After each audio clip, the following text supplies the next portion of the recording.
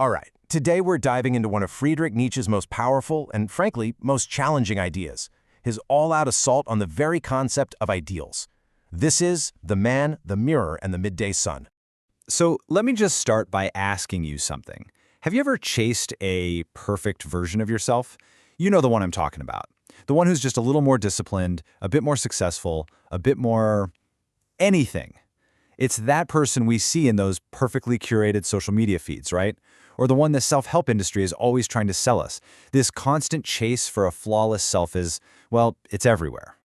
Well, the philosopher Friedrich Nietzsche saw this chase not as some personal quirk, but as a profound and genuinely dangerous trap.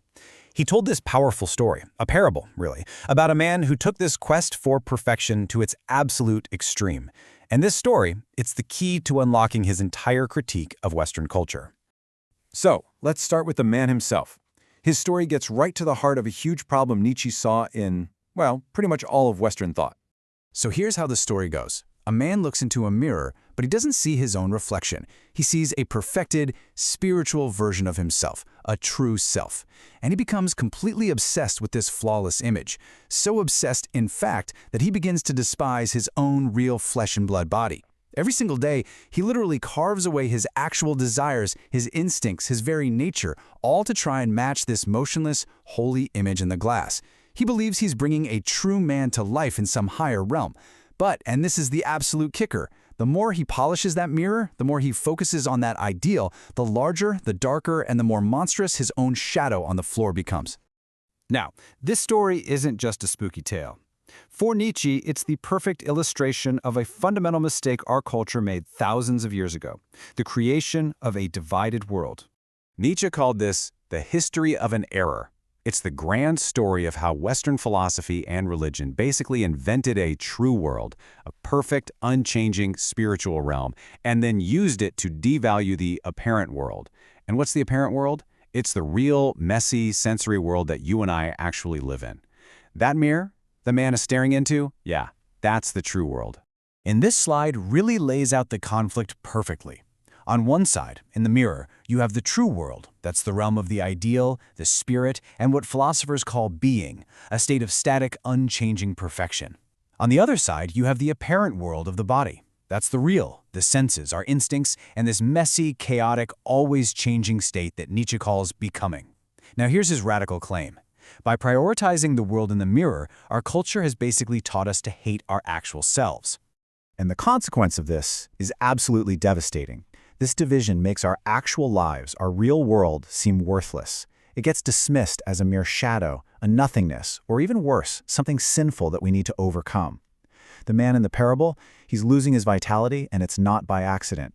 It's because he's projected all of his value into this unreachable, ghostly image that he can never truly become. His life force is literally draining away into a phantom. So this brings us to the psychological cost of this whole chase, which Nietzsche thought was just immense. Let's call it the shadow of perfection. Nietzsche's diagnosis here is, it's brutal.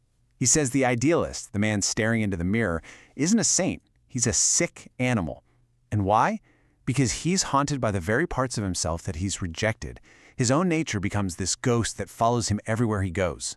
He had a specific word for this condition, decadent. Now, for Nietzsche, a decadent isn't someone who loves fancy things. No, a decadent is someone at war with their own biology. They are actively turning away from their life force, from their instincts and passions that make them who they are, all in the name of some abstract ideal. They believe they're improving themselves, but Nietzsche would just mock them for it. He'd say they're not improving, they're just thinning themselves out, becoming less real.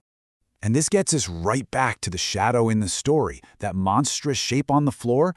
That's all the repressed life. It's every instinct, every desire that's been denied and shoved down. You see, it's not just a personal flaw. It's a structural consequence of this whole worldview.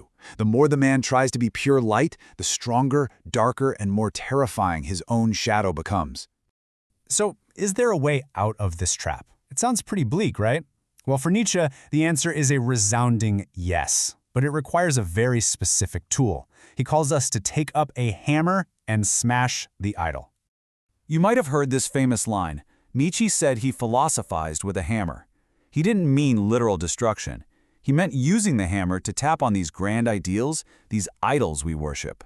The goal is to sound them out, kind of like how a doctor taps a patient's chest to hear if they are solid or just hollow.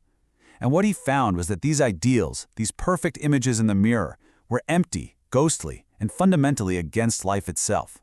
So how do we use this hammer? Well, Nietzsche lays out a pretty clear three-step process. First, you have to confront the idol, that perfect image you're chasing. You have to look it right in the eye. Second, you have to recognize its emptiness, see it for the life-draining phantom it is, just a hollow shell propped up for centuries of error. And finally, you have to shatter the illusion. You have to break the mirror. And this act, shattering the illusion, it isn't just personal therapy. For Nietzsche, it is the crucial first step towards something way bigger, a complete revaluation of all values. It's about tearing down the old, life-denying system that places value in some other world, to make room for a new one that finds value right here, in this one. And this brings us to the final stage. What happens after the mirror is broken? What does life look like without these haunting ideals? Nietzsche had a beautiful name for it: life at great noontide. The great noontide. Just think about that image. It's a moment of ultimate clarity and self-acceptance, like the very peak of the day, when the sun is directly overhead and the light is at its most honest. Now what's really amazing here is the symbolism. At noon, your shadow is at its shortest. For Nietzsche, this represents the moment when the gap between who you are and who you think you should be completely vanishes. The phantom in the mirror is finally gone. The long, haunting shadow of guilt and self-rejection is pulled directly under your feet, and you finally become one with your own density. And this is the whole point. Life at great noontide is a radical affirmation of the here and now. You stop looking for value in some beyond, some perfect afterlife or ideal state. Instead, you accept this world, your body, your instincts, as the totality of your existence. You don't just tolerate reality. You embrace it. You love it. You become one with it. By shattering the mirror, we stop being what Nietzsche called ghosts of a fable, haunted by ideals that aren't even ours. Instead, we get to reclaim all that energy we wasted on spirituality and self-denial. We stop being spectators in our own lives, and we become creators, sovereign masters who shape our own values, standing firmly in the sunlight of reality. And so we come right back to you. Nietzsche's parable isn't just some abstract philosophical idea, it's a direct challenge. It asks every single one of us to look at our own lives, at our ambitions, our social media feeds, our goals, and to identify the perfect images that we serve. So the question, the one I want to leave you with, is this: what mirror in your life is waiting to be shattered?